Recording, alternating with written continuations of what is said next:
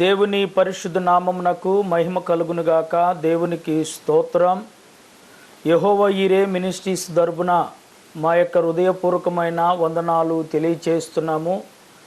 జీవాధిపతి యేసు అనుదిన వాగ్దానాల సందేశాన్ని వీక్షిస్తున్న దేవుని బిడలైన మీ అందరికీ మరొకసారి మా హృదయపూర్వకమైన వందనాలు తెలియచేస్తున్నాను. దయచేసి YEM యూట్యూబ్ ఛానళ్లను మీరు ప్రతి ఉదయము ఈ 5 నిమిషాలు 6 నిమిషాలు వచ్చే సందేశాన్ని విని దైవాశీర్వాదాలు పొందాలని కోరుకుంటూ మారు మనసు బాప్తీసము రక్షణ అనుభవం కలిగి సంఘ సభ్యులుగా చేర్చబడి నిత్యరాజ్యాన్ని సంపాదించుకోవాలనేదే మా ఆశ. అందుకొరకై మేము ఎంతో వ్యయ ప్రయాసాలతో మరి ఎంతో ఆర్థికంగా ఇబ్బందుల్లో ఉన్నప్పటికీ కూడా మరి ఎంతో ఖర్చు పెట్టి ఈ యొక్క అనుదిన వాగ్దానాల కార్యక్రమమును మేము మీకు ప్రచారం చేస్తున్నాం. ఇది మీ బంధువులకు మీ స్నేహితులకు మీకు తెలిసిన వారందరికీ ఈ ఛానల్ను పరిచయం చేయండి. అంతేకాదు మరి సబ్స్క్రైబ్ చేసుకొని మరి దేవుని వాక్యాన్ని అనుదినము మీరు విని దేవుని మేలులు పొందాలని ప్రభు పేరిట మనవి చేస్తున్నాను. దేవునికి స్తోత్రం. దేవుని పరిశుద్ధ నామమునకు మహిమ కలుగునుగాక. దేవునికి స్తోత్రం. జీవాధిపతి యేసు అనుదిన వాగ్దానాలను వీక్షిస్తున్న దేవుని బిడ్డలందరికీ ప్రత్యేకమైన వందనాలు తెలియజేస్తున్నాను. బాగున్నారండి? ప్రార్థన చేయండి. మీ కొరకు అనుదినం మేము ప్రార్థన చేస్తున్నాం. మరి మారు మనస్సును గురించిన అంశం మనం ధ్యానం చేస్తూ ఉన్నాం. ఈరోజు పరిశుద్ధ గ్రంథంలో నుండి మరొక వాక్యాన్ని మనం ధ్యానం చేద్దాం. పరిశుద్ధ గ్రంథమైన అపోస్తుల కార్యముల గ్రంథము 3వ అధ్యాయము 20వ వచనాన్ని చదువుకుందాం. మీ కొరకు నియమించిన క్రీస్తు యేసును ఆయనను పంపునట్లును మీ పాపములు తుడిచివేయబడినట్లు మీ పాపములు తుడిచివేయబడు నిమిత్తము మారు మనసు పొంది తిరుగుడి. ఈ మాట కూడా పేతురే యోహానులు చెప్తున్నట్లుగా మనకి ఈ పరిశుద్ధ గ్రంథం తెలియపరుస్తుంది. పుట్టినది మొదలుకొని లేవలేని మనుష్యుడు శృంగారం అనే దేవాలయం దగ్గర కూర్చుంటాం.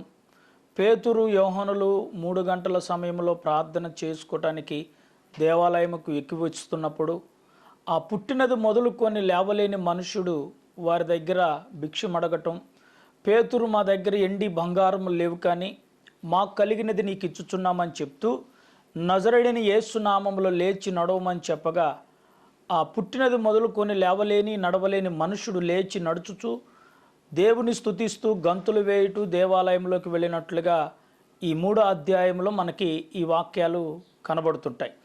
అయితే నా ప్రియ దేవుని బిడ్డలారా, వీళ్ళు చేసిన అద్భుత కార్యాన్ని బట్టి సొలొమోను మండపం దగ్గర ఉన్న ఆ జనులు గుంపు కూడి వచ్చి వారిని ముట్టడి వేసినప్పుడు వారు పేతురు యోహానులు ఏం చెప్తున్నారంటే 20వ వచనంలో మీ కొరకు నియమించిన క్రీస్తు యేసు. ఎవరి కొరకు నియమించబడింది? క్రీస్తు యేసు ఎందుకు ఈ లోకానికి వచ్చాడు అని అక్కడ చాలా స్పష్టంగా ఈ వాక్యం చెప్తున్నాడు. మీ కొరకు నియమించబడిన క్రీస్తు యేసు. ఇప్పుడు యేసు క్రీస్తు లోకానికి ఎందుకు వచ్చారంటే మనందరి కోసమే వచ్చాడు. మనందరి పాపముల కొరకు రక్తము కార్చటానికి మనందరి పాపములు ఆయన భుజముల మీద వేయబడ్డాయి. అందుకని యెషయా గ్రంథంలో చెప్తాడు, వధకు తేబడిన గొర్రె పిల్లలాగా యేసు ప్రభు మనందరి కొరకు ఆయన మౌనమయ్యాడు. కాబట్టి ఈ రోజున ఈ యేసు క్రీస్తును గురించిన ఈ సువార్తను పేతురు యోహానులు ప్రకటిస్తున్నట్లుగా ఇక్కడ కనబడుతుంది. మీ కొరకు నియమించిన క్రీస్తు యేసు ఆయన పంపుటకును మీ పాపములను తుడిచివేయబడు నిమిత్తము. చాలా అద్భుతమైన మాట. మన పాపములను తుడిచివేయబడు నిమిత్తము. మన ఒంటి మీద ఒక వస్త్రం మీద ఏదైనా మచ్చ ఉందనుకో, మనం ఆ మచ్చను తుడిపివేయాలి. ఆ బట్టనికి ఏదన్నా మసి లేకపోతే ఏదన్నా అయిందనుకో, దాన్ని తుడిచివేయాలంటే ఒక మంచి సబ్బుని తీసుకెళ్ళి ఆ బట్టకున్న ఆ మురికిని ఆ మచ్చను కడగటానికి లేకపోతే తుడిచివేయటానికి ప్రయత్నిస్తాం, శుభ్రంగా ఉతుకుతాం. కానీ ఇక్కడ మన హృదయంలో ఉన్న మలినము, మన హృదయంలో ఉన్న పాపము తొలగిపోవటానికి తుడిచివేయటానికి ప్రభు అయిన యేసుక్రీస్తు లోకానికి వచ్చాడని ఈ వాక్యము చాలా స్పష్టంగా మనకి తెలియపరచబడుతుంది. అందుకని అంటాడు, పాపములను తుడిచివేయబడు నిమిత్తము మారు మనసు నొంది తిరుగుడి. మారు మనసు నొంది తిరగాలి. దేవునికి స్తోత్రం. మారు మనసు నొందాలి, ఆయన వైపుకు తిరగాలి. ఈ రోజున మారు మనసు పొందకుండా ఆయన వైపుకు తిరిగితే ఫలితం లేదు. కనుక మారు మనసు పొంది ఆయన వైపుకు తిరిగామనుకో, తద్వారా ప్రభువు కూడా ఎంతో సంతోషపడతాడు, ఆనందపడతాడు. నా ప్రియ దేవుని బిడ్డలారా, ఈరోజు ఈ వాక్యం వింటున్న ప్రియ సహోదరి సహోదరుడా, ఆ రోజు పేతురు ప్రకటించిన ఈ వాక్యము ఈరోజు మనకి ప్రకటించబడుతుంది, ఈరోజు మనకి తెలియపరచబడుతుంది.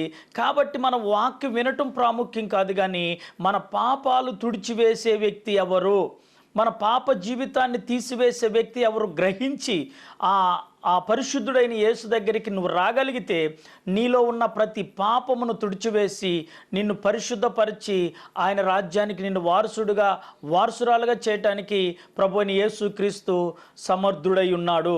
కనుక తుడిచివేయగలిగిన శక్తివంతుడు యేసు ప్రభు ఒక్కడే. నీ పాపములు కానీ, నీ మలినము కానీ, నీలో ఉన్న సమస్త దోషములు కానీ తుడిచివేయగలిగిన పరిశుద్ధుడైన యేసుక్రీస్తు ఆయన ఒక్కడే. ఆయన ఇలువైన రక్తము ద్వారా నీవు విమోచించాలని ఆయన ఈ లోకానికి వచ్చాడు.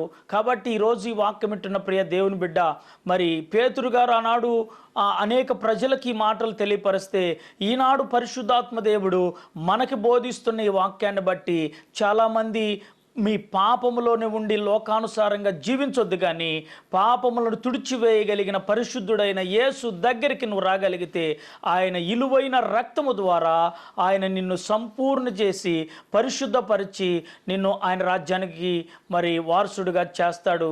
అట్టి కృప దేవుడు నీకు అనుగ్రహించాలని ప్రభుపేట కోరుకుంటున్నాను. ఆమేన్.